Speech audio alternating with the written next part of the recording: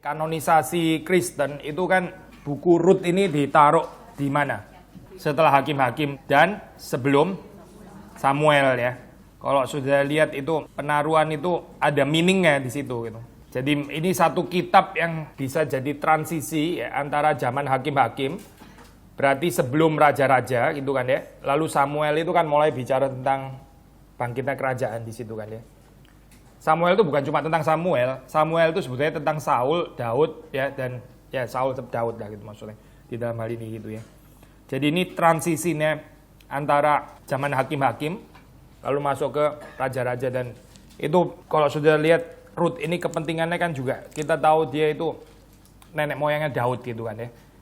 Makanya sekali transisi masuk ke Samuel, kerajaannya sesungguhnya itu yang didirikan Tuhan kan Daud. Sebetulnya bukan Saul gitu kan ya. Lalu di sini di Rut bicara ini apa nenek moyang Daud dan sebagainya. Di dalam zaman Hakim-Hakim itu terkenal ini ya, gambaran orang itu seperti kayak berputar-putar di dalam siklus yang sama terus, yaitu waktu orang Israel nggak taat ya, akhirnya mereka mengalami bencana gitu, misalnya kelaparan ya. Lalu terus mereka sadar bahwa mereka sudah jauh dari Tuhan, mereka memanggil nama Tuhan. Lalu Tuhan mengirim membangkitkan seorang hakim ya. Hakim itu memimpin Israel, akhirnya menang, misalnya melawan Filistin atau apa gitu ya. Saudara baca cerita Samson misalnya ya.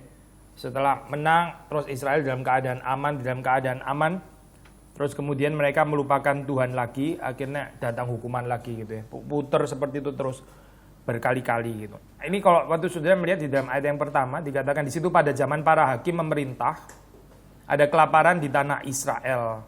Saudara tahu di sini, waktu dikatakan ada kelaparan di tanah Israel itu berarti siklusnya itu lagi di mana?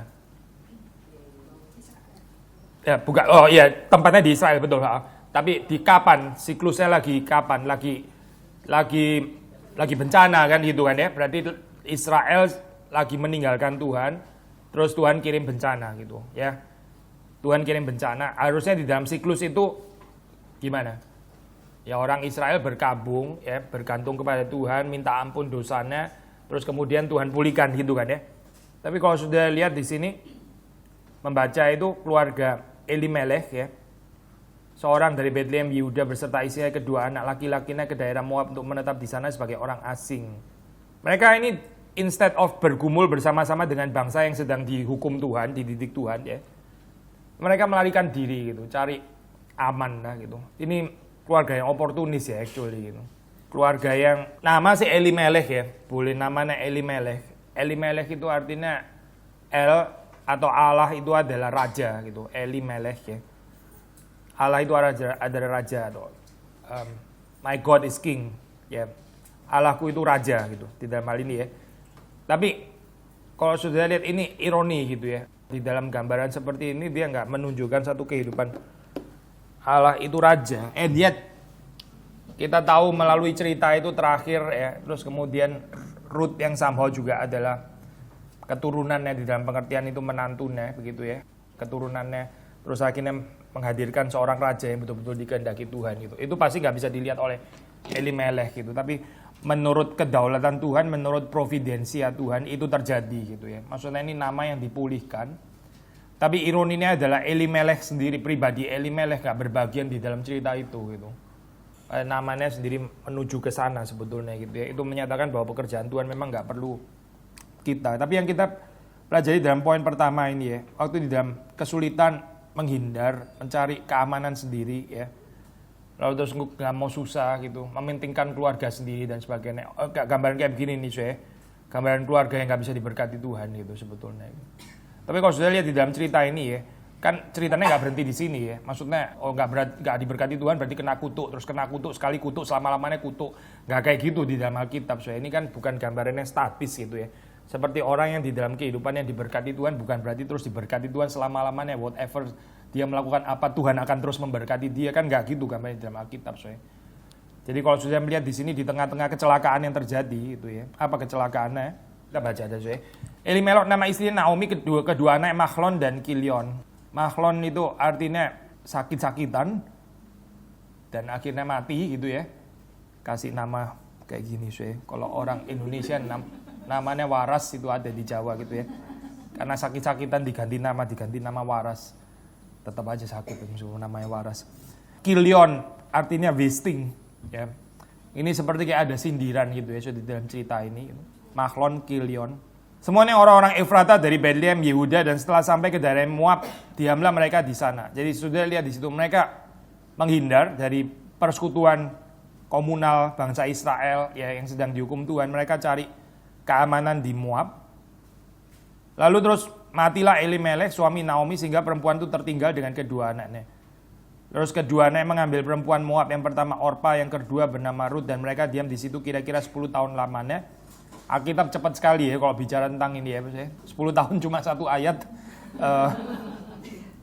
Nggak bertele-tele kayak novel sekuler itu. 5, lalu matilah juga keduanya, yakni Mahlon dan Kilion, sehingga perempuan itu kehilangan kedua anaknya dan suaminya. Pokoknya mati aja ya gitu. Kalau kita tafsir di dalam gambaran ini ya Pak, ayat yang pertama ya di situ kita melihat sekali lagi kan seharusnya mereka bergumul bersama dengan orang-orang Israel, mereka melarikan diri ya pergi ke Moab, bukan tanah perjanjian gitu. Mereka cari untung di sana gitu, cari aman, bisa makan kenyang dan sebagainya, fasilitas hidup lebih baik. Tapi terus kemudian malapetaka juga mengunjungi mereka gitu. Gimana pun juga pembentukan yang dikerjakan Tuhan tetap nggak bisa dihindari ya gitu ya. Hati-hati dengan ini siapa? Shortcut di dalam kehidupannya. Kita pikir kita bisa melarikan diri daripada keadaan akhirnya terus kacau balau. Kalau nggak betul-betul Tuhan pimpin ya maksudnya ya. Saya bukan berarti setiap orang yang pergi ke luar negeri pasti adalah ini ya saya. Orang-orang yang oportunistik nggak tentu juga. Kecuali benar-benar Tuhan pimpin. Tapi kalau nggak Tuhan pimpin ya memang mungkin melarikan diri. Gitu. Bukan pimpinan Tuhan. Lalu terus ayat ke-6 ya, kehilangan kedua anaknya suami. Ayat ke-6, kemudian berkemaslah ia dengan kedua menantunya dan ia pulang dari daerah Moab. Sebab di daerah Moab ia mendengar bahwa Tuhan telah memperhatikan umatnya dan memberikan makanan kepada mereka. Gak enak ya saya baca kalimat ini ya. Sekali lagi mengonfirmasikan ini benar-benar oportunistik loh. Gitu. Kalau kita baca secara negatif gitu ya. Giliran susah lu lari, giliran ada roti lu balik lagi gitu. Ya. Tuhan telah memperhatikan umatnya dan memberikan makanan kepada mereka. Gini ya saya, waktu kita baca Alkitab ya, kalau kita membicarakan pribadi secara negatif ya, kita ngomong negatif itu bukan berarti keseluruhannya negatif ya. Seperti saudara baca, pasal 2, pasal 3 dan sebagainya, kan ada perubahan ya dalam diri Naomi gitu. Tapi despite picture-nya akhirnya bagus, kita nggak perlu sungkan mengatakan pasal 1-nya memang gambarannya jelek gitu. Saya harap kita bertumbuh dewasa nggak hitam putih gini ya saya lihatnya ya. Maksudnya nggak lihat Naomi itu sepenuhnya jelek atau sepenuhnya holy gitu misalnya. Karena ya hidup manusia itu ada pergantian gitu, ada shift di dalam kehidupannya gitu. Dan itu yang bikin menarik dan kita bisa belajar dari situ kan sebetulnya, bukan cuma gambaran statis yang melulu baik gitu. Apapun selalu ada penjelasan cocokologinya, kultus individu ya saya. Ini apa? Pokoknya semua yang dibikin selalu ada makna positifnya gitu ya. Apapun itu gitu. Yang kalau yang salah apapun yang dibikin selalu salah, nggak ada benernya. Itu orang kanak-kanak lihat kayak gitu. Jadi kalau sudah melihat di dalam pasal 1 kita melihat di sini memangnya yang diceritakan adalah gambaran kelemahan daripada keluarga ini. Lalu terus ayat 7, maka berangkatlah ia dari tempat tinggalnya itu bersama-sama dengan kedua menantunya, yaitu si Orpa dan Ruth ini ya. Ketika mereka sedang di jalan untuk pulang ke tanah Yehuda, berkatalah Naomi kepada kedua menantunya, pergilah pulanglah masing-masing ke rumah ibunya. Tuhan kiranya menunjukkan kasih-Nya kepadamu seperti yang kamu tunjukkan kepada orang-orang yang telah mati itu dan kepadaku. Jadi menantunya ini menantu yang baik-baik ya saya, Orpa dan Ruth ini, dan ini dikonfirmasi oleh mertua perempuan. Susah loh saya buat konfirmasi kayak gini. Mertua perempuan kalau sudah ngomong baik itu betul-betul baik berarti. Kalau mertua laki-laki ngomong baik mungkin enggak ya. Mertua perempuan baik, benar-benar baik berarti itu mantunya. Maksudnya dia bilang ini ya, seperti kamu tunjukkan kepada orang-orang yang telah mati itu dan kepadaku ya. Berarti ini adalah menantu yang mencintai ya keluarga Elimelech. Kiranya atas karunia Tuhan kamu mendapat tempat perlindungan masing-masing di rumah suaminya. Lalu diciumnya mereka, tetapi mereka menangis dengan suara keras dan berkata kepadanya, tidak kami ikut dengan engkau, pulang kepada bangsamu. Ada certain loyalty ya saya di sini ya, not to mention juga sacrifice sebetulnya gitu. Ini kan keluarga laki-laki ya, tinggal di daerah asing, menikah dengan perempuan asing, tapi kan bagaimanapun juga perempuan asing itu di negerinya begitu kan ya. Tapi sekarang terus jadi perempuan, ya kita mesti mengerti gambaran perempuan saya. Ini apa? Saudara pasti mengerti harus saya. gambaran perempuan pada saat itu ya, sekarang mungkin sudah agak better lah ini. Tapi betul-betul ini ya, gambaran yang vulnerable and fragile, sangat-sangat bergantung dari laki-laki dan sebagainya gitu, almost helpless. Sudah gitu dia yang tinggal di tempat asing itu sulit sekali. Tapi dua orang ini menyatakan pengorbanannya, komitmennya, bahwa mereka akan ikut bersama dengan Naomi pulang kepada bangsa Israel, maksudnya bangsa yang luar biasa asing, dan mereka sebagai perempuan. Kalau laki-laki tinggal di bangsa asing itu biasa begitu ya, memang jiwanya adventurous gitu. Tapi kalau perempuan sudah nggak ada suaminya lagi ya, dan siapa yang protect gitu saya dalam hal ini gitu. Tinggal di komunitas yang luar biasa asing, jadi betul-betul ada kelebihan sini ya, baik Orpa dan Ruth di dalam hal ini. Tapi Naomi ya, ayat 11, pulanglah anak-anakku, mengapa kamu turut dengan aku, bukankah tidak akan ada lagi anak-anak laki yang kulahirkan untuk dijadikan suamimu nanti.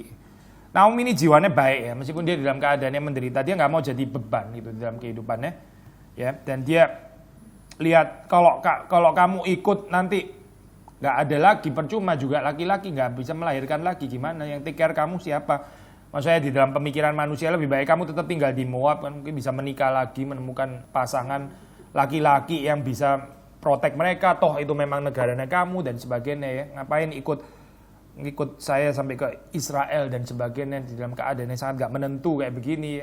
Pulanglah anak-anakku, pergilah sebab sudah terlalu tua aku untuk bersuami. Seandainya pikirku ada harapan bagiku, dan sekalipun malam ini aku bersuami, bahkan sekalipun aku masih melahirkan anak laki-laki, masakan kamu menanti sampai mereka dewasa? Ya, menikah sama anak-anak dilarang juga ya saya itu. Dan juga akan sangat problematis kalau jauh lebih tua kayak begini ya saya. Masakan karena itu kamu harus menahan diri dan tidak bersuami. Janganlah kiranya demikian anak-anakku. Bukankah jauh lebih pahit yang aku alami daripada kamu? Sebab tangan Tuhan teracung terhadap aku. Ya, kalimat ini saya, tangan Tuhan teracung terhadap aku. Waktu kita baca ya, kita bisa tafsir ini paranoia Naomi gitu ya. Dia rasa Tuhan seperti sangat murka kepada dia. Tapi kita juga sebetulnya bisa tafsir karena kitab Rut nggak tulis apa-apa keterangan tentang ini ya. Maksudnya ini kalimat yang nggak harus salah, bisa juga gitu ya. Either way lah, saudara tafsir yang mana gitu ya. Ada keindahannya gitu. Saudara biasa nggak sih kalimat kayak gini ya? Either way. Saya mau tahu tafsiran yang betul yang mana, satu aja, jangan kasih either way gitu ya. Kita kalau tafsir saya itu tafsir, saudara mesti mengerti tafsiran. Kalau tafsiran ini dasarnya apa? Kalau tafsiran itu dasarnya apa begitu ya? Saya pikir mempelajari Alkitab dalam pengertian itu ya bisa lebih lincah gitu daripada kita mau tahu one single tafsiran dan itu satu-satunya yang benar gitu. Terus habis itu selain itu semuanya bidat lah atau apalah dan sebagainya. Mungkin bukan itu kali ya, saya baca Alkitab gitu. Kecuali hal-hal yang memang nggak memberikan kemungkinan untuk multi tafsir gitu ya. Ini hal yang lain gitu. Tapi kalau misalnya kita tafsir misalnya ya bagian ini ya, tangan Tuhan teracung terhadap aku ya. Toh Naomi juga tahu bahwa dia sedang mengalami pembentukan Tuhan. Dulu dia lari gitu dari pembentukan Tuhan ya. Waktu kesulitan Israel dia nggak mau bergumul bersama-sama. Elimelech ya, seluruh keluarga, bukan cuma Naomi. Dia menikahkan anak-anaknya Mahlon dan Kilion, pikir dapat fasilitas hidup yang lebih baik di negeri asing, di negeri Moab. Tapi akhirnya tetap nggak bisa menghindari pembentukan Tuhan juga gitu ya. Pembentukan Tuhan itu terjadi dalam kehidupan kita bukan karena Tuhan nggak seneng ya, tapi justru karena Tuhan mencintai kita gitu. Kalau kehidupan kita nggak dibentuk oleh Tuhan, ya kalau Tuhan nggak bentuk kehidupan kita lagi, itu berarti kita sudah dibuang sebenarnya gitu. Jadi kalau orang masih dibentuk Tuhan, ya dia bersyukur lah, soalnya itu dibentuk, meskipun namanya dibentuk ya pasti sakit gitu ya. Kalau kita sudah nggak ada pembentukan Tuhan lagi, berarti Tuhan sudah give up gitu. Tuhan sudah lepaskan orang itu gitu. Dia nggak tertarik lagi untuk membentuk orang itu, nggak orang itu menurut Tuhan sudah nggak usah dikuduskan lagi, sudah dilempar saja ke neraka, tinggal tunggu waktu dia binasa gitu. Jadi kita jangan capek soalnya waktu di dalam kehidupan kita mengalami pembentukan Tuhan ya, karena ini menyatakan bahwa ini adalah orang-orang pilihan berarti gitu yang sedang dibentuk Tuhan. Maka di sini ya Naomi ya meskipun pahit, meskipun sakit ya, dia mengatakan pahit di sini ya, tangan Tuhan teracung terhadap aku, tapi dia menerimanya gitu dalam hal ini. Memang masih ada pembentukan Tuhan seperti ini karena dulu dia dia skip kelas waktu itu gitu, di skip kelasnya, sekarang nggak bisa menghindari. Lesson ini tetap harus dipelajari dari Tuhan ya. Ayat 14, menangis pula mereka dengan suara keras, lalu Orpa mencium mertuanya itu minta diri, tetapi Ruth tetap berpaut padanya. Sudah perhatiin di sini ada perbedaan antara Orpa dan Ruth gitu. Jadi kalau kita baca sebelumnya sama ya, mereka di dalam ayat yang atas tadi kan sama-sama mau menyatakan loyalitas, pengorbanan dan sebagainya. Tapi di sini Orpa akhirnya minta diri, tapi Ruth tetap berpaut padanya. Cling ya bahasa Inggris. Berpaut terjemahan yang bagus ya, saya bahasa Indonesia gitu. Ini menyatakan persekutuan yang dalam gitu, bukan cuma sekedar loyalitas, bukan cuma sekedar solidaritas ya. Bukan cuma sekedar sentimentalitas, saudara ngerti ya? Ini kalimat-kalimat ini ya. Solidaritas, sentimentalitas ya. Itu bisa sangat nggak teruji gitu. Tapi ini bicara tentang persekutuan ini berarti. Waktu bicara perpautan ya, ini bicara tentang persekutuan yang dalam. Persekutuan apa? Kalau kita baca ayat 15. Telah pulang, Naomi berkata, telah pulang iparmu kepada bangsanya dan kepada para allahnya. Pulanglah mengikuti iparmu itu. Telah pulang iparmu kepada bangsanya dan kepada para allahnya. Ya. Tapi Ruth mengatakan, janganlah desak aku meninggalkan engkau dan pulang dengan tidak mengikuti engkau. Sebab kemana engkau pergi, ke situ juga aku pergi. Dan di mana engkau bermalam, di situ juga aku bermalam. Bangsamu lah bangsaku dan Allahmu lah Allahku. Sudah melihat di sini ya, even waktu kita bicara tentang loyalitas ya. Loyalitas di dalam pengertian perspektif Kristen ya. Sikap hormat ya, tunduk, mengasihi mertua dan sebagainya gitu. Kalau dari perspektif Ruth ya, ini kita benar-benar belajar yang Ruth sekarang ya. Tadi kan banyak bicara Orpa, Naomi dan sebagainya, Elimelech.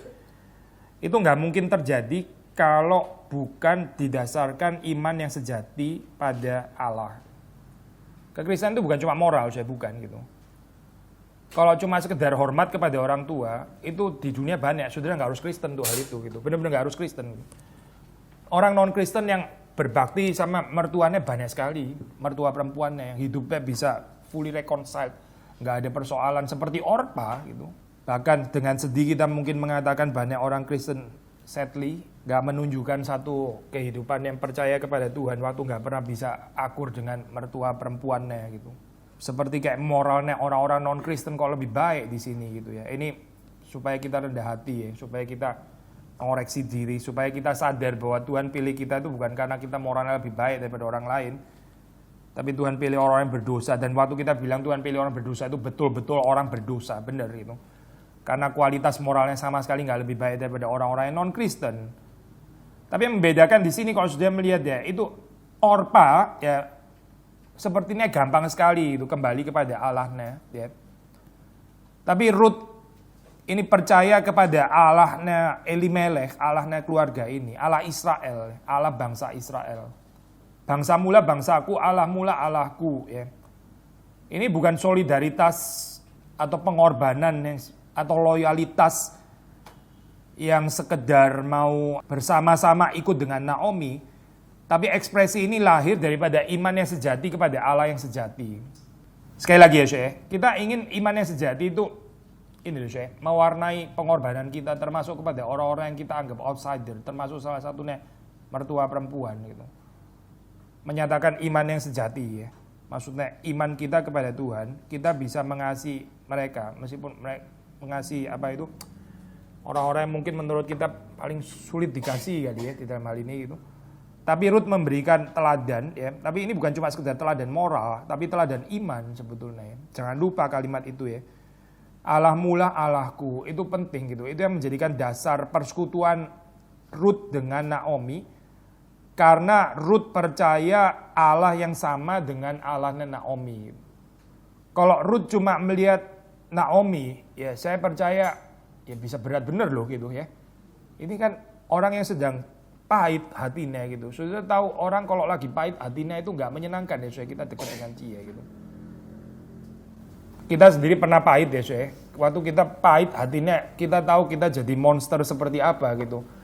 Ngomongnya sinis lah gitu kan ya. Orang di sekitar kita semuanya gak salah apa-apa, kita ngomongnya apa juga gitu kan. Orang tanya apa, dijawab apa begitu ya.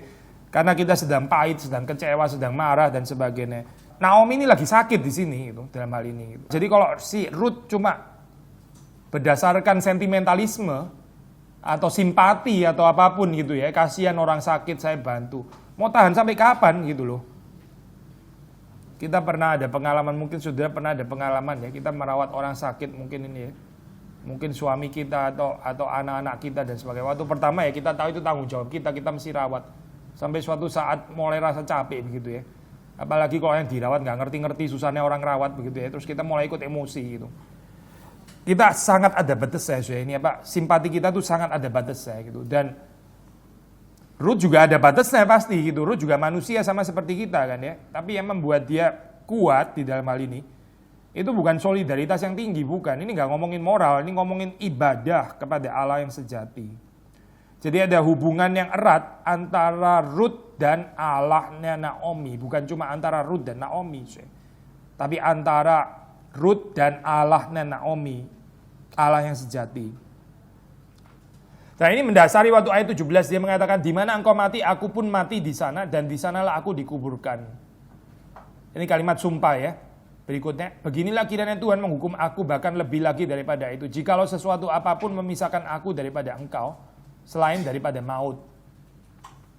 Ya, saudara melihat di sini gambaran kesetiaan yang nyaris seperti kayak pembicaraan orang yang sedang menikah gitu ya, saudara. Ini kan kayak hubungan laki perempuan gitu ya, sampai maut memisahkan kita gitu ya. Ada tafsiran feminis yang luar biasa liberal, saudara. Mereka berdasarkan ayat ini kayaknya lesbi dua orang ini. Kacau luar biasa ya, saudara. Bener-bener kacau. Maksudnya mereka bacanya berdasarkan konteks pernikahan modern. Ini kan kalimat kayak begini kan untuk suami istri. Kok kalimat gini bisa muncul antara perempuan dan perempuan? Kalau bukan lesbi apa begitu ya? Terbalik bacanya soalnya gitu. Pernikahan modern itu sangat dipengaruhi oleh konsep kesetiaan yang ada di dalam kitab Rut. Ini yang asli, ini yang mempengaruhi konsep pernikahan modern. Bukan pernikahan modern kok ditarik ke atas, suruh Rut yang cocok sama pernikahan modern. Itu pembacaan yang ini ya soalnya, konyol dan lucu sekali gitu. Tapi di dalam hal apa soalnya konsep kesetiaan Rut ini mempengaruhi konsep pernikahan modern, at least yang dipengaruhi konsep Kristen maksudnya ya. Sampai sekarang even di negara barat kan ya, itu for poorer, for richer dan sebagainya gitu ya. In sickness in health dan sebagainya ya. Sampai maut memisahkan kita, hopefully masih ada juga kalimat itu ya. Kalau kalimat itu masih ada kan memang berasal daripada kitab Rut so ya. Tapi kalau kita melihat sebetulnya apa sih sebetulnya intinya di sini ya. Intinya yaitu ini, iman yang sejati kepada Allah yang sejati, di dalam hal ini Ruth ya. Itu membuat seseorang ya, di dalam hal ini seorang yang helpless, yang vulnerable, yang fragile, yang gak kuat seperti Ruth itu menjadi kuat ya untuk menjalani kehidupan yang siap untuk berkorban. Di mana engkau mati, aku mati di sana. True solidarity, kalau mau ngomong benar-benar solidaritas ya, inilah solidaritas Kristen gitu ya. Di mana engkau mati, aku mati di sana. Jadi sudah melihat di sini kontrasnya keluarga Elimelech waktu awal-awalnya oportunistik itu ya. Ini kan kontrasnya ya, yang tadi itu oportunistik, ada kesulitan nyingkir, cari fasilitas hidup lebih baik dan sebagainya. Tapi Ruth ini datang ke sana, dia dapat apa ya? Nggak dapat apa-apa, yang ada dapat Naomi yang bakal mati gitu. Dapat Naomi yang sudah tua, makin lama makin menyulitkan, makin membebani dan akan mati. Tapi dia mengatakan di mana engkau mati, aku pun mati di sana dan di sanalah aku dikuburkan. Maksudnya kesiapan hati seorang Ruth ya untuk mendampingi orang yang berjalan menuju kematian. Gitu. Prinsip ini saya kalau kita bisa terapkan di dalam spirit pernikahan ya saya. Maksudnya bukan menikah dengan laki-laki selebriti yang menyenangkan, kaya, mencintai saudara dan akan memperlakukan saudara sebagai sang ratu dan sebagainya. Cerita Cinderella atau apa sih saya ini cerita apa sih sebenarnya itu? Bukan cerita Alkitab gitu. Tapi waktu kita melihat orang yang kita nikahi ya, inilah orang yang akan saya sertai. Orang ini menuju kematian dan saya akan mendampingi dia menuju kematian. That is pernikahan Kristen. Saya menikah dengan orang yang menuju kematian, menuju liang kubur, dan saya bersedia menemani dia menuju liang kuburnya. That is pernikahan Kristen. Beginilah kiranya Tuhan menghukum aku, bahkan lebih lagi daripada itu, jikalau sesuatu apapun memisahkan aku daripada engkau, selain daripada maut. Ketika Naomi melihat bahwa Ruth berkeras untuk ikut bersama-sama dengan dia, berhentilah ia berkata-kata kepadanya. Jadi Ruth ada perseverance ya di dalam keadaan ini. Sebetulnya sama-sama susah loh gitu. Yang susah kan bukan cuma Naomi ya. Naomi suaminya mati, anaknya mati. Ya itu juga suaminya Ruth juga begitu. Dan ya Elimelech juga mertuanya Ruth gitu di dalam hal ini kan ya. Sama-sama satu keluarga. Kalau mau dibilang susah ya susah semua di sini. Sebetulnya Naomi gak lebih susah juga daripada Ruth, sama-sama susah. Tapi di dalam kehidupan sudah melihat di sini ada kemungkinan dua perempuan, yang satu beriman ya. Yang satu itu dipenuhi sakit hati. Kita bersyukur ini gak selama-lamanya Naomi ya.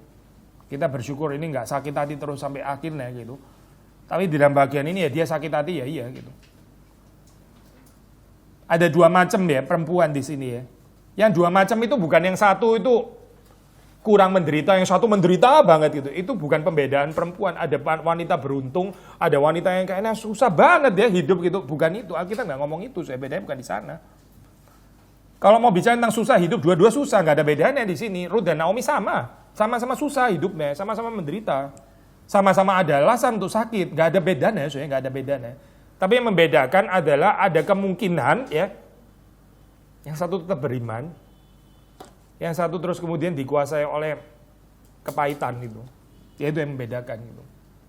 Bukan karena satu lebih berat, saudara ini apa? Kita menipu diri ya, saudara. Kalau kita terus-menerus iri kepada orang lain karena hidupnya dia lebih enak dan seterusnya. Kok hidup saya, keluarga saya kok susah, bener ya, keluarga orang lain kok kayak nggak ada penderitaan. Kita menipu diri sebetulnya gitu. Itu nggak menarik untuk Alkitab pembacaan kayak begitu, saudara. Itu cuma justification, kecengengan kita sebetulnya gitu. Ketidaksanggupan kita beriman gitu. Kita selalu menempatkan diri sebagai orang yang lebih susah daripada orang lain. Tapi kalau dalam cerita ini kita membaca gak lebih susah kok ini Naomi gitu. Sama-sama susah sebetulnya. Kenapa Ruth bisa beriman? Kenapa Naomi seperti ini? Fragile, iya fragile, vulnerable, sama-sama vulnerable, sama-sama rentan, rapuh, gak bisa apa-apa, perempuan soalnya gitu loh. Naomi dan Ruth ya. Ini bukan Naomi dan menantu laki-laki misalnya begitu ya. Yang anaknya dia perempuan, bukan. Ini sama-sama ngomong perempuan gitu. Gak ada resource. Juga sama-sama gak ada resource. Gak ada harta, sama-sama gak ada harta. Gak ada pegangan juga, sama-sama gak ada pegangan di sini gitu. Tapi kenapa ya ada Ruth, ada Naomi gitu. Saya teruskan 19 ya. Dan berjalanlah keduanya sampai mereka tiba di Bethlehem.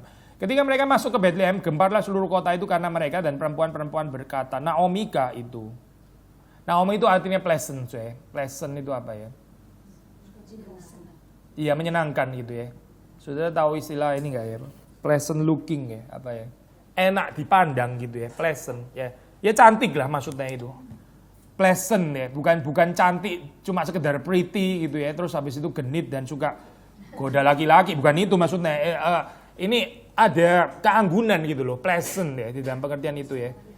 Anggun gitu maksudnya, cantik yang anggun ya maksudnya. Tapi sekarang terus kemudian dia mengoreksi, jangan sebutkan aku Naomi, sebutkan aku Mara. Itu pahit ya, jadi pleasant jadi bitter.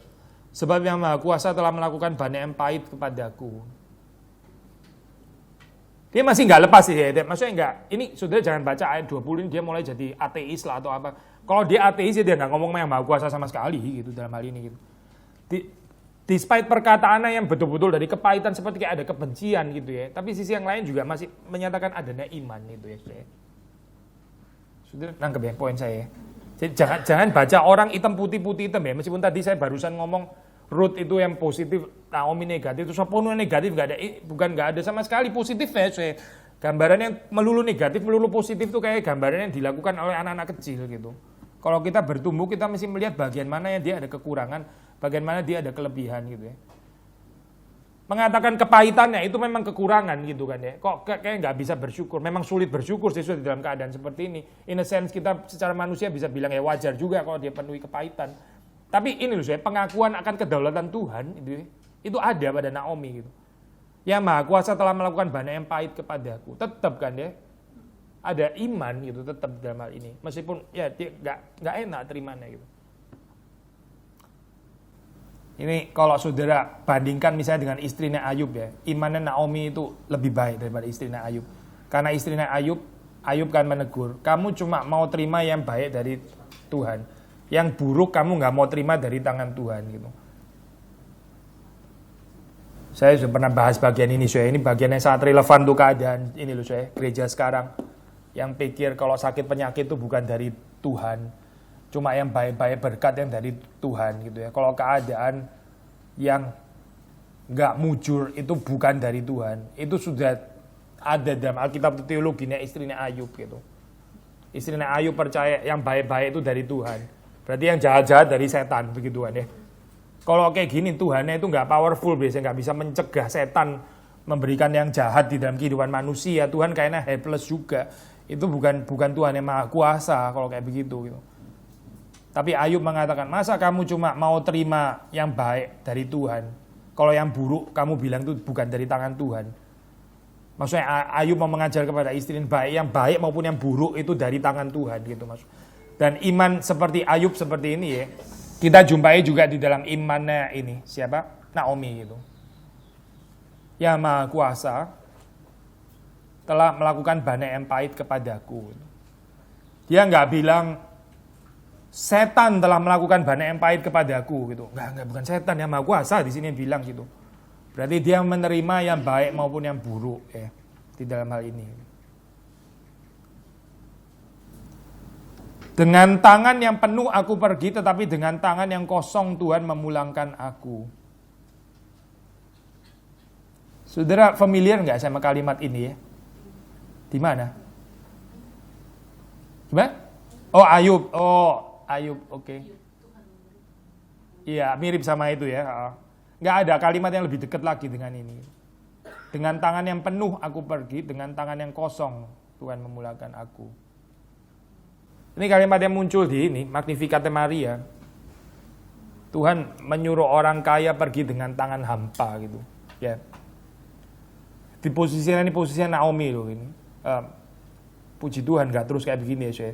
Tapi ini betul-betul posisi yang sangat-sangat low gitu, betul gitu. Dari perspektif Tuhan maksudnya ya.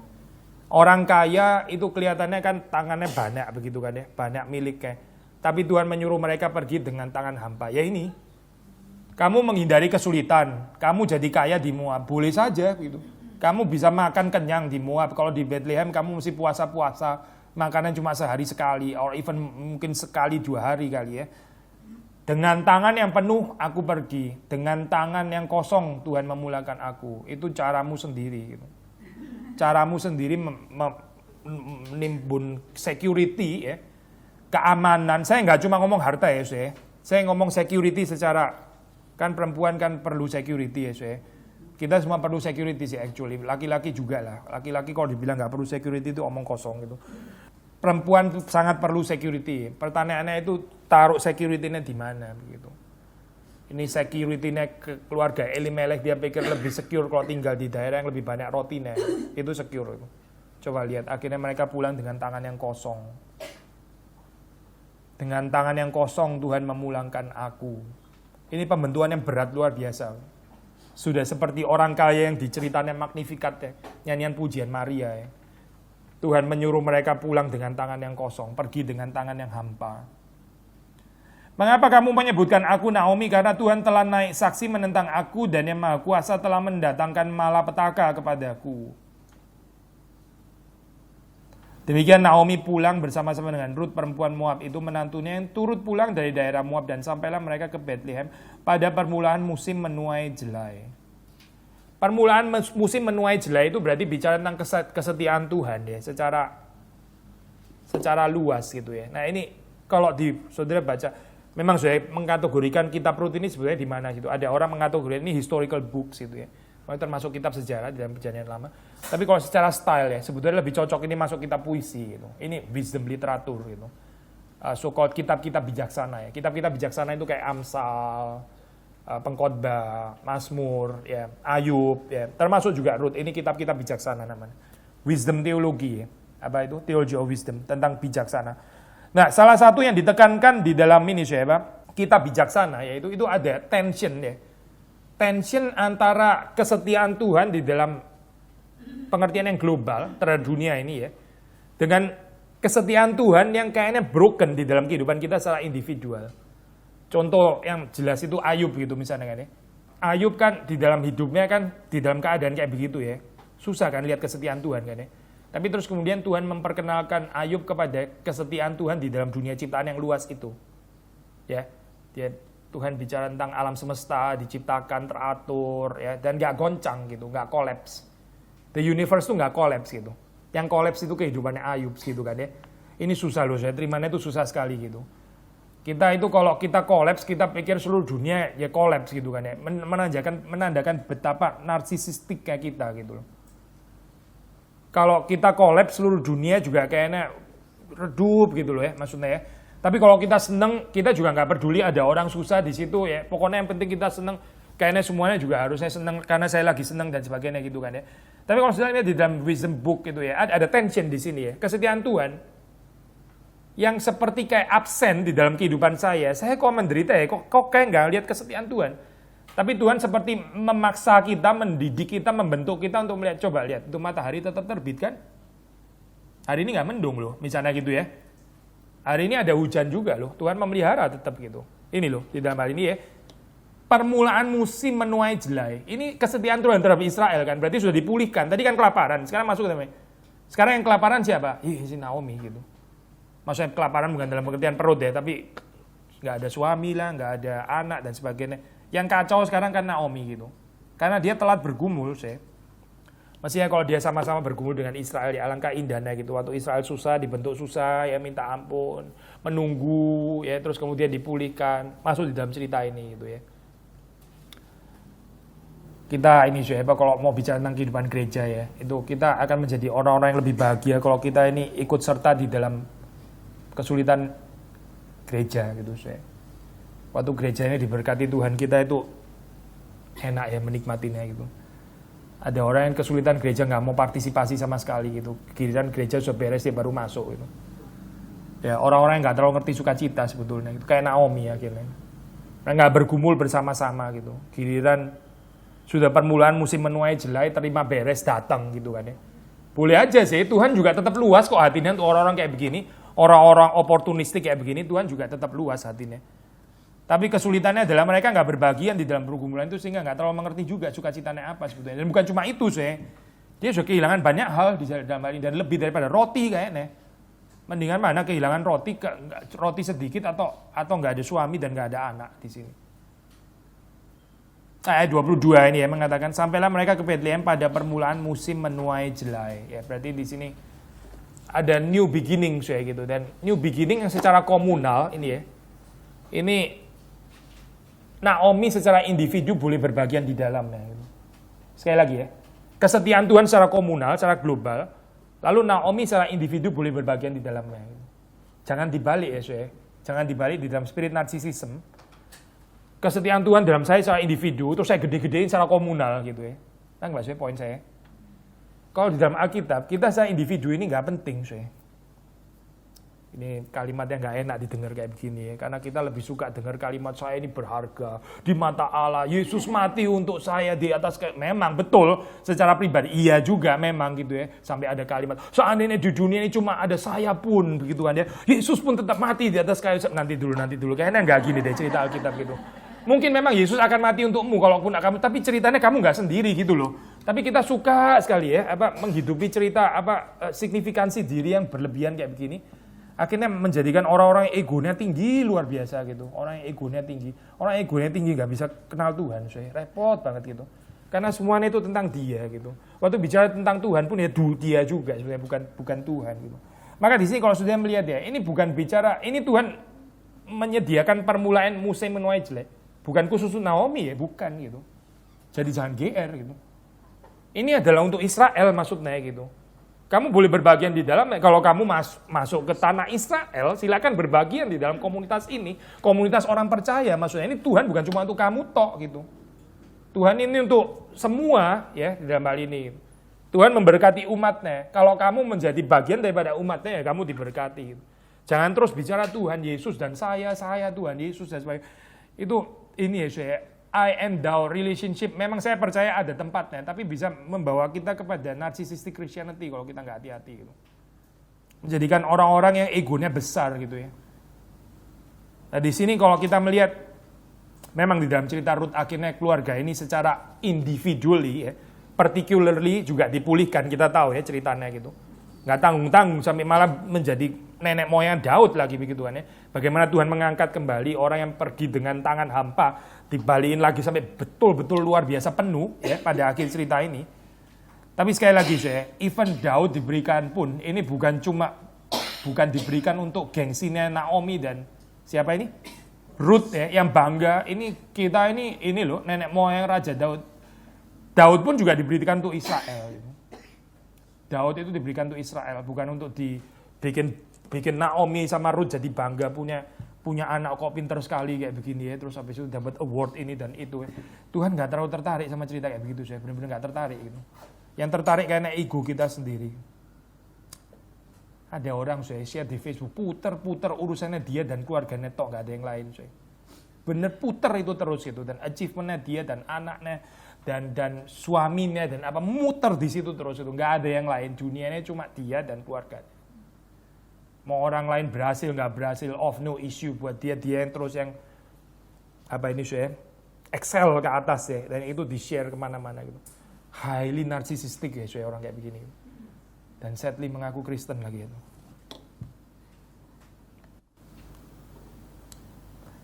Pasal 2 masih ada waktu ya saya? Atau ada pertanyaan dulu saya? Pasal 1. Respons?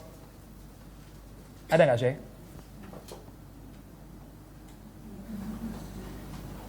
Nggak ada. Habis ngomong narsisistik takut semua takut pertanyaan narsisistik lagi ya.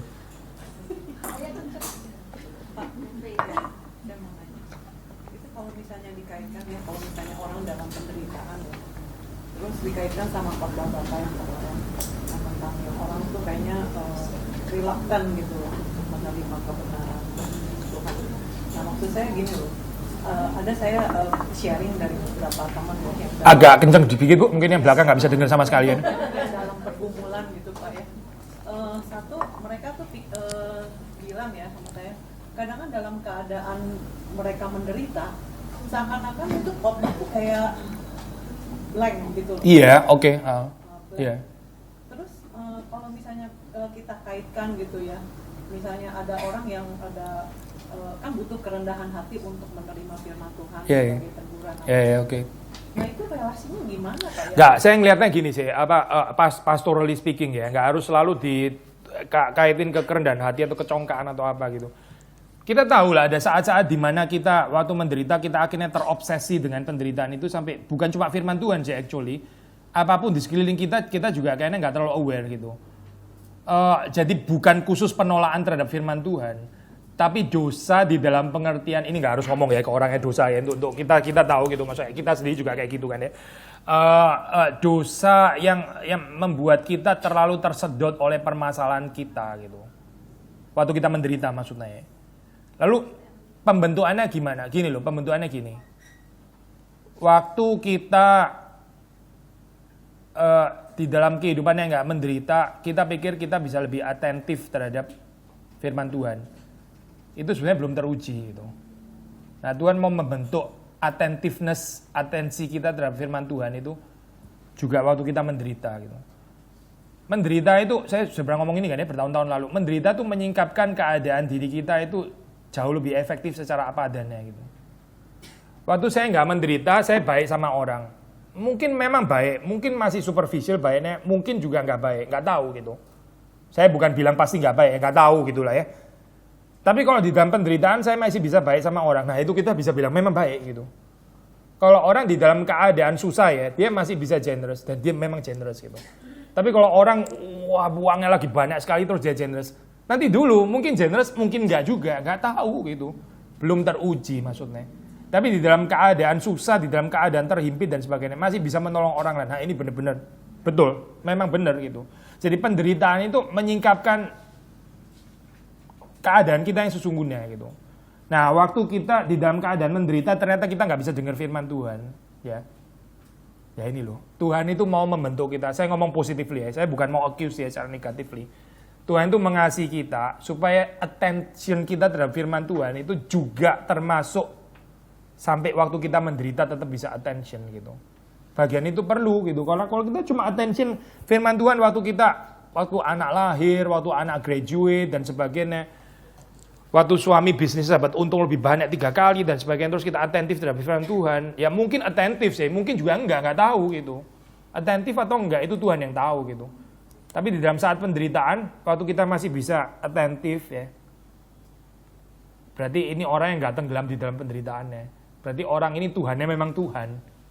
Tuhannya dia bukan kondisi mujur, bukan. Tuhannya dia itu Tuhan. Sebetulnya kan sederhana ya, ini ngomong teori ya paling nggak ya, ngomong teori ya.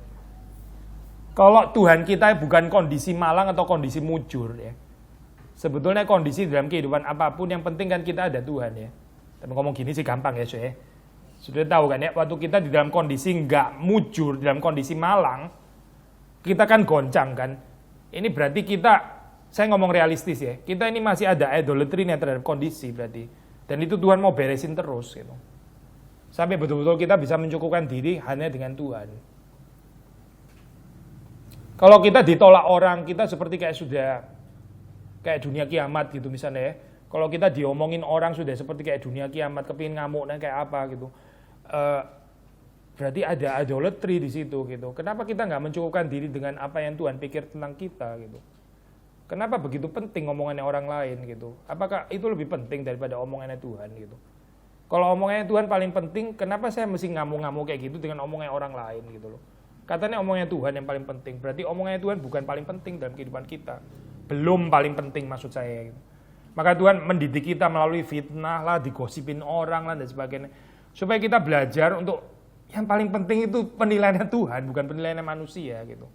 Tapi ngomong gini nggak bisa cuma dengan teori, kita mesti sambil mengalami di dalam kehidupan.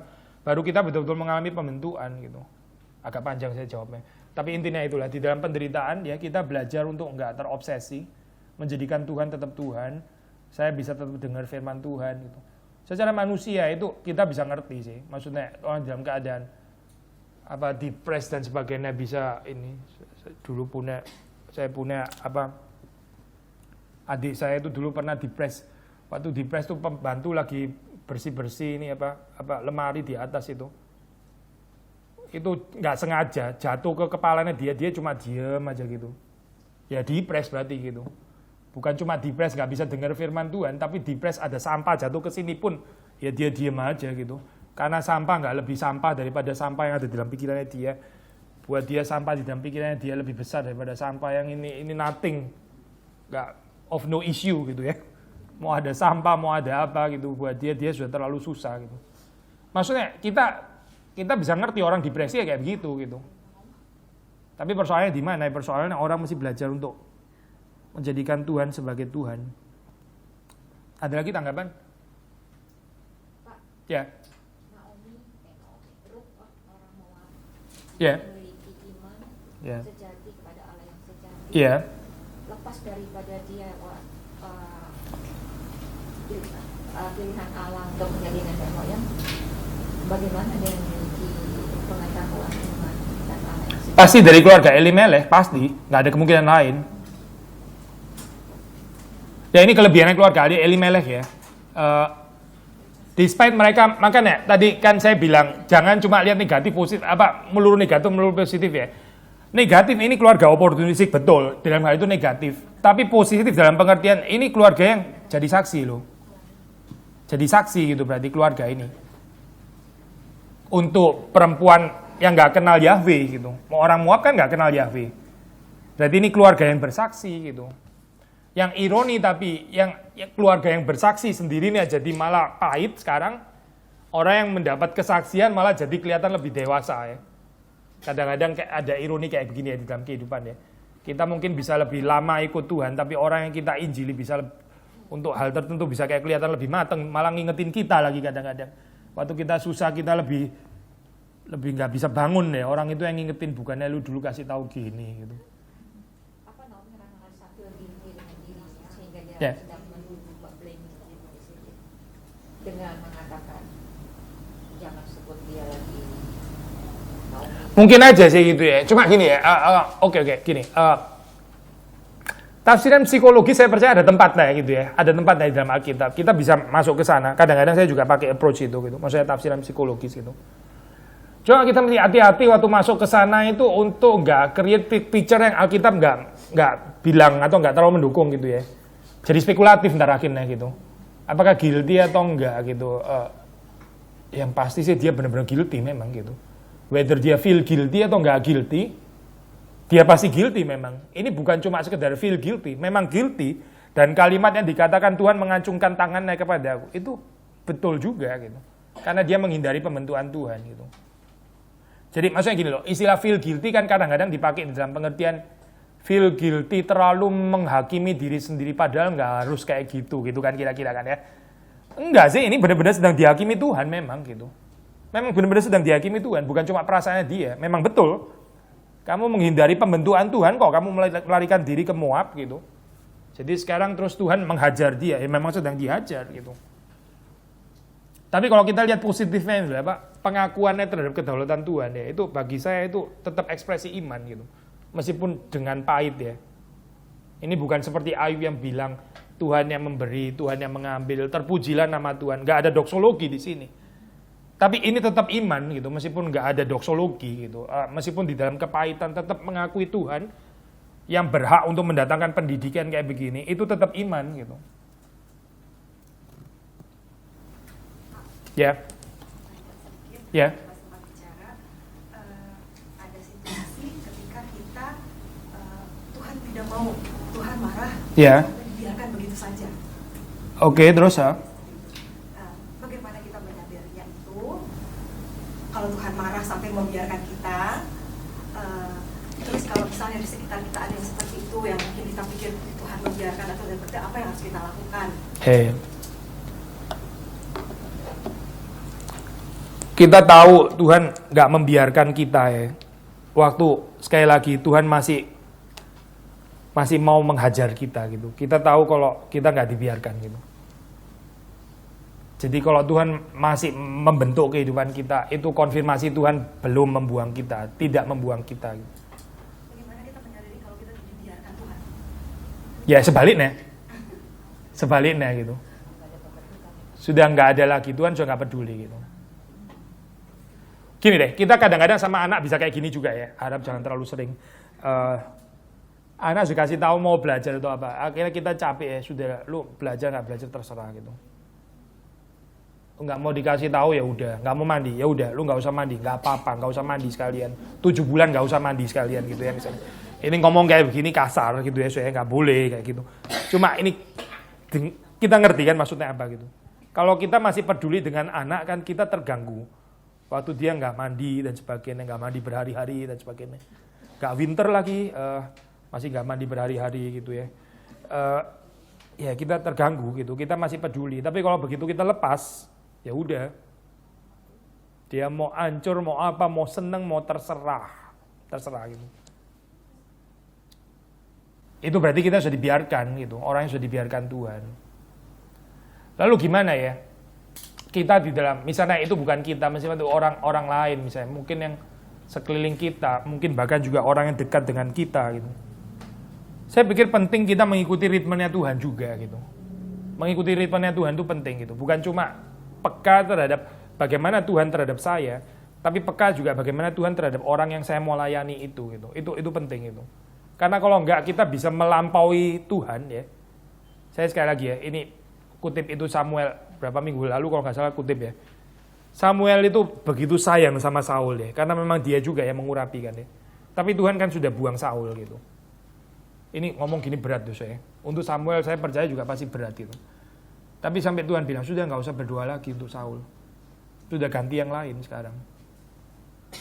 Itu berat untuk Samuel karena Samuel terus menangisi Saul. Kenapa Saul seperti ini ya? Dia masih mengharapkan pertobatannya Saul. Tapi menurut ritmenya Tuhan, saya sudah selesai sama dia. Sekarang gerak ke tempat lain gitu. Hidup ini nggak boleh di-waste, nggak boleh disia-siakan untuk orang-orang yang Tuhan sudah nggak invest lagi di dalam kehidupan orang. Ini ngomong kayak gini keras sekali, saya betul-betul luar biasa keras tuh. Ngomongnya sih saya nggak keras ya, ini nggak naik, tapi ini kalimatnya luar biasa keras gitu. Hidup ini nggak boleh disia-siakan kepada orang yang Tuhan nggak invest di sana gitu. Dan harap pun kalau Tuhan nggak invest, kita jangan stempel mati ya. Ini bisa sementara waktu. Nah, Pak saya, sementara waktu mungkin minggu itu Tuhan nggak invest ke sana. Siapa tahu minggu depan Tuhan balik lagi. Nah itu loh, makanya saya bilang pentingnya mengikuti ritme Tuhan gitu loh. Kalau Tuhan berhenti terhadap dia, kita mesti berhenti, jangan maju terus gitu. Tapi kalau Tuhan maju, ya kita mesti maju dong. Tuhan masih mau mengampuni, ya kita mesti mau mengampuni. Jangan kita nggak mau mengampuni sakit. Karena dia sudah melukai saya, Tuhan masih mau maju kok untuk dia gitu loh. Ya kita juga belajar maju juga kalau Tuhan maju, tapi Tuhan sudah nggak peduli, ya udah kita juga nggak peduli. Gitu. Tapi ini ya saya mesti betul-betul jujur dan peka terhadap ritmenya Tuhan, clear. Jangan ini ritmena kita terus kita bilang Tuhan yang nggak mau gitu. Tuhan atau emosi lu yang nggak mau gitu kan. Kita mesti benar-benar jujur di dalam hal itu gitu. Mesti benar-benar peka, minta kepekaan dari Tuhan kapan Tuhan itu berhenti, kapan Tuhan maju dan sebagainya. Itu orang yang bisa mengikuti ritme Tuhan seperti ini ya, luar biasa anggun saya, luar biasa anggun gitu. Apalagi untuk perempuan ya, luar biasa anggun gitu. Perempuan tuh jadi nggak anggun karena Tuhan sudah nggak mau ngomong, dia ngomong terus. Gitu. Aduh, ngomong terus ya. Padahal Tuhan sudah berhenti ngomong, dia masih ngomong terus. Gitu. Atau sisi yang lain gitu, Tuhan maunya memeluk, dia nggak mau peluk gitu, dia sakit masih pahit. Padahal Tuhan mau peluk, dia nggak mau peluk, ya. Ini nggak ngikutin ritmenya Tuhan. Tapi kalau kita bisa ngikutin Tuhan, Tuhan tuh luar biasa anggun. Ya, kita ngikutin ritmenya Tuhan. Ada lagi soal yang lain sebelum kita lanjutin? Ya. Saya mau tanya pendapat Bapak. Ini kalau Naomi, ini kan Ruth Orpa ya. Orpa setelah itu nggak disebut dengan Iya. Orpa ini kan tadinya itu mau ikut Naomi. Iya. Dan itu Naomi jelas tahu kalau ikut dia kan alahnya Naomi, alahnya kita. Setelah itu kan di ayat 15 dia bilang telah bilang ucapku kepada bangsanya kepada Allahnya. Iya. Iya. Berarti dia kan biarin itu Naomi. Iya. Orpa itu walaupun terlepas dari kedaulatan Allah kemudian. Ya, oke. Itu gimana ya? Kan kasihan kan Pak. Iya, makanya ini. Iya betul. Inilah kalau kita lihat ya. Ini kita ngomong negatif lagi di sini ya. Karena begitu beratnya penderitaan Naomi sampai dia nggak ada, betul, nggak peduli lagi, benar itu. Dia tahu ini kecelakaan balik kepada Allah. Nah itu sebetulnya ya kalau orang percaya ya tahu ini kebinasaan kan berarti kan. Tapi dia ya apalah artinya kebinasaannya dia sama kesulitan saya gitu loh. Sudah nggak bisa menolong, terlalu capek sudah di sini gitu. Bukan cuma itu ya, malah dia bilang pulanglah kepada Allahmu kan. Iya, pulanglah kepada Allahmu. Ini keterlaluan loh kalimat kayak gini keluar dari mulut orang percaya gitu ya. Misalnya ya. Kok bisa ya orang percaya ngomong kalimat kayak begini gitu loh. Ini seperti kayak non-issue buat dia gitu. Padahal ini kan isu besar sekali. Tapi sudah melihat di sini gambaran gini ya, saya. Waktu kita melihat kelemahan tokoh-tokoh yang dicatat dalam Alkitab itu kan refleksinya kita sendiri. Kita ini di warn gitu. Coba lihat manusia itu waktu menderita tuh bisa begitu kejam dan apatisnya loh, bener loh. Waktu kita susah itu bisa demikian nggak pedulinya gitu. Sampai nggak peduli imannya orang lain, nggak peduli kebinasaannya orang, nggak peduli. Yang kita peduli cuma saya dan kesusahan saya. Naomi contohnya dan saudara dan saya sama.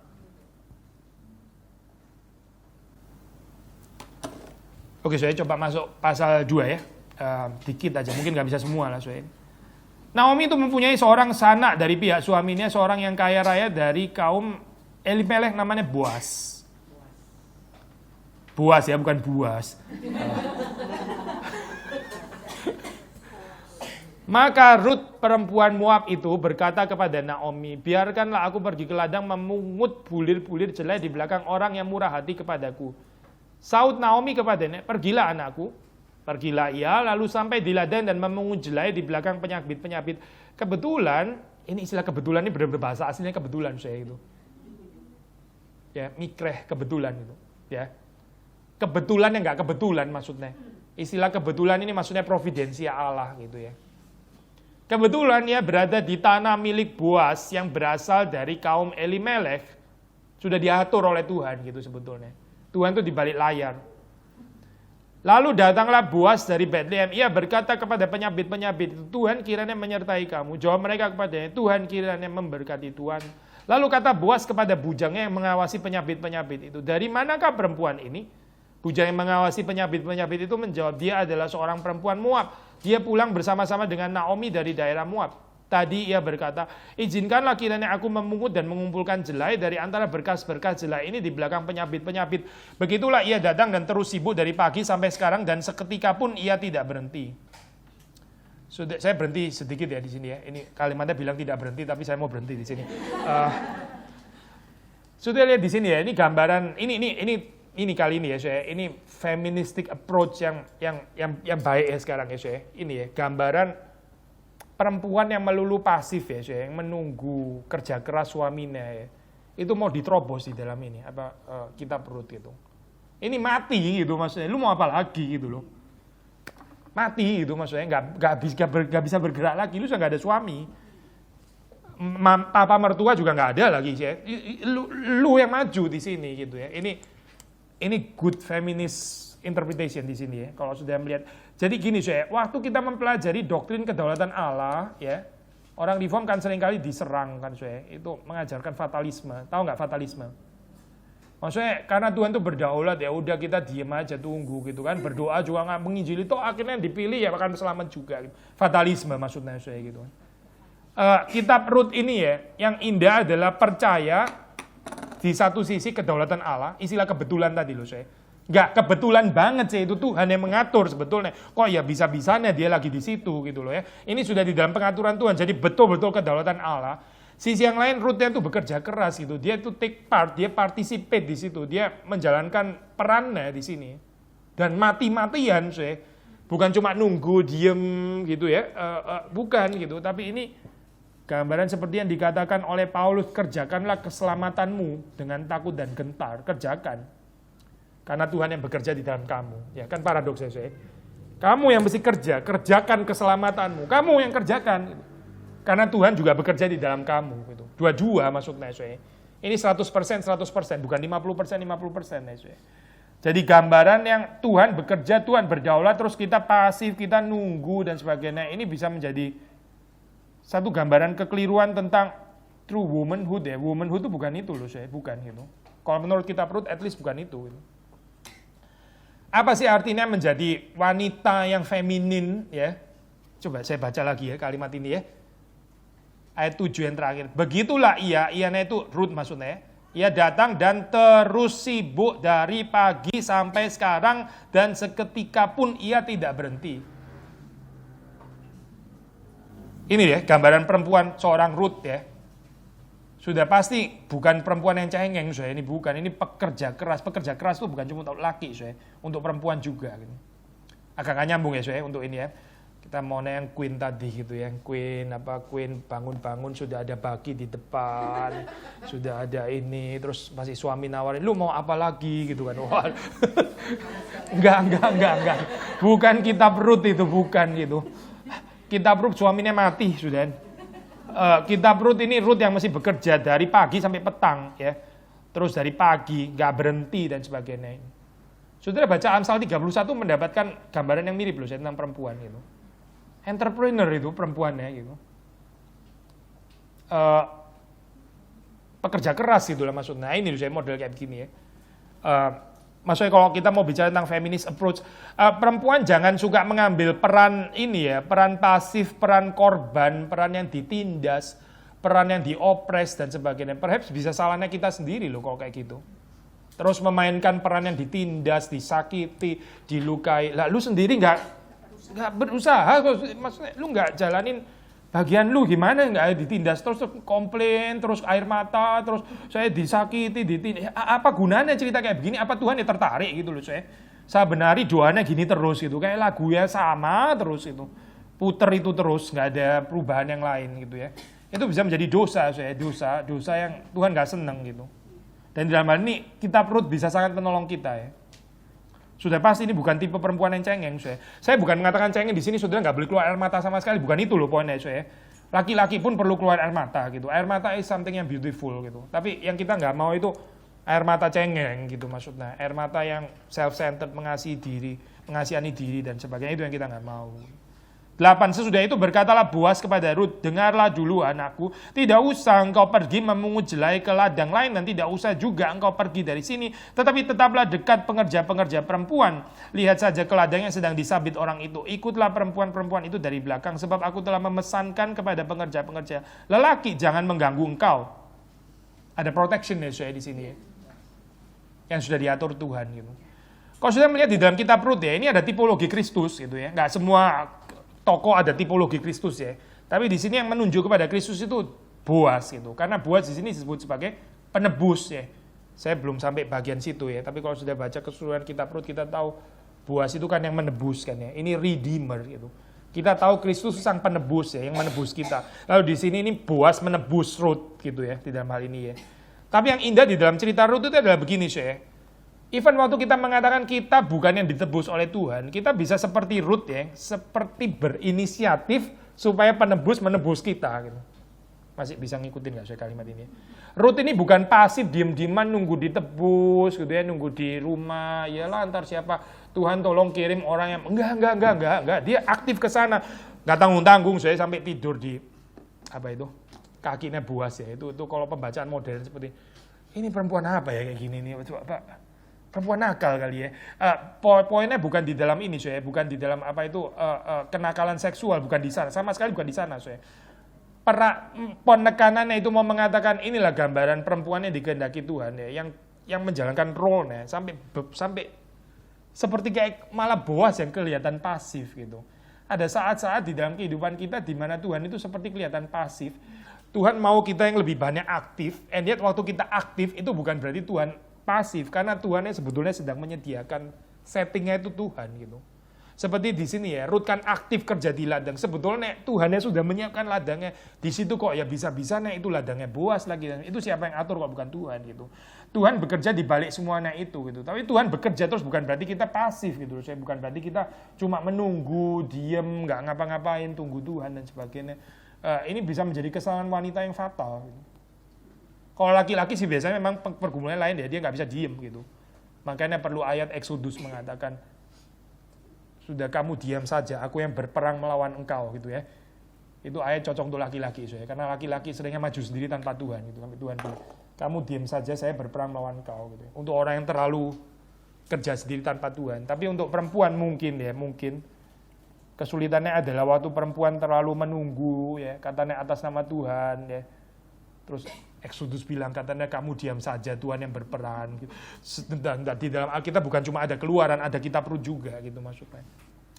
Kadang saya di dalam kehidupan kita ayat-ayat tertentu itu lebih berbicara dalam konteks kita ya, ayat yang mana gitu. Semuanya kebenaran gitu. Exodus itu kebenaran, Rut juga kebenaran. Saudara jangan bingung. Loh katanya diam, di sini disuruh aktif. Aktif atau diam? Diam atau aktif? Kalau saudara baca perumpamaan ini ya, yang domba hilang, apa itu? Koin hilang gitu kan ya. Terus anak yang hilang kan yang terakhir kan ya. Kalau domba hilang kan gembalanya cari ya. Terus koin hilang kan pemiliknya cari. Begitu sampai kepada anak yang hilang, papanya nggak cari. Anaknya yang mesti balik kan. Betul kan? Nah ini loh saya. Sudah nggak usah bentur-bentur. Jadi sebetulnya Tuhan cari kita atau kita yang cari Tuhan. Atau siapa yang inisiatif di sini? Nggak nyambung. Pertanyaan kayak begitu nggak relevan saya. Karena ini penekanan yang berbeda di dalam tiga perumpamaan itu pakai penekanan yang berbeda gitu ya. Let's say perumpamaan anak yang hilang yang kembali kepada bapaknya ya. Itu mirip dengan ceritanya Ruth di sini ya. Kamu nggak ada siapa-siapa lagi loh yang menolong. Suamimu sudah mati. Atau mungkin nggak mati tapi suamimu kayaknya nggak menjalankan tugasnya. Jadi gimana dong? Suamimu nggak menjalankan perannya. Jadi bagaimana dong kayak gini? Nunggu kebaikan Tuhan. Ya Tuhan, tolonglah juru selamatku gitu. Kalau di cerita Ruth nggak begitu, dia yang maju gitu. Dia yang oke, karena nggak ada laki-laki, ya sudah saya yang kerja berarti. Gitu. Karena nggak ada, kalau nggak ya siapa lagi? Saya itu nunggu di rumah, nunggu belas kasihannya orang lain gitu. Itu bukan Tuhan di Alkitab, bukan gitu. Tuhan di Alkitab berbelas kasihan kepada Ruth, betul. Dia menyediakan settingnya, tapi hampir nggak muncul sama sekali di dalam ini, di dalam apa? Kitab Ruth ya. Kalau kita melihat, ya ada keindahan di dalam kitab ini ya, memberikan kepada kita encouragement khususnya para wanita ya, dan Ruth kan wanita gitu kan, untuk menjalankan peran ya, untuk mengambil bagian yang luar biasa besar gitu ya, tanpa melupakan adanya kedaulatan Tuhan ya, tetap mengakui providensia Tuhan, tetap membutuhkan penebus. Penebusnya itu bukan dia tapi Boaz yang menebus dia, bukan dia yang menebus Boaz begitu kan ya. Dan juga tetap ada submission ya terhadap ordo yang di atasnya, yaitu Naomi gitu. Sudah lihat di sini meskipun ini kan kalau feminis ya, feminis kesulitannya feminis yang sekuler itu ambil peran, terus habis itu kurang ajar sama orang yang ordo di atasnya gitu kan ya. Kurang ajar sama orang yang ordo di atas itu sudah membedakan feminis yang sekuler sama yang Alkitab ya. Tapi kalau di sini Ruth ini betul-betul mengambil peran yang besar, at the same time dia menjaga ordo sama Naomi gitu ya. Tetap Naomi ini nggak terlalu jalan loh di sini sebetulnya. At least di pasal 1 perannya nggak jalan, tapi dia tetap bisa menghargai Naomi, menghormati Naomi gitu sebagai ordo yang di atasnya. Dan waktu kita baca pasal 2, pasal 3 itu Naomi pelan-pelan menjalankan perannya ya. Pelan-pelan dia menjalankan perannya sebagai mertua ya. Maksudnya termasuk guiding si Ruth menantunya dan sebagainya gitu. Naomi dipulihkan gitu pelan-pelan. Ruth nggak pernah ini ya kurang ajar sama apa itu Naomi, nggak pernah apa ini sih ya, karena mentang-mentang Naomi sudah nggak berfungsi lagi, terus dia mulai menghina Naomi, terus dia ambil semua bagiannya, sudahlah lu tinggal mati aja lah gitu, maksudnya ntar saya yang rawat anyway, semuanya saya kerjain. Dia bukan begitu, bukan. Tapi pelan-pelan akhirnya Naomi mendapatkan perannya kembali di dalam cerita ini, ya, sudah baca di dalam pasal-pasal berikutnya gitu.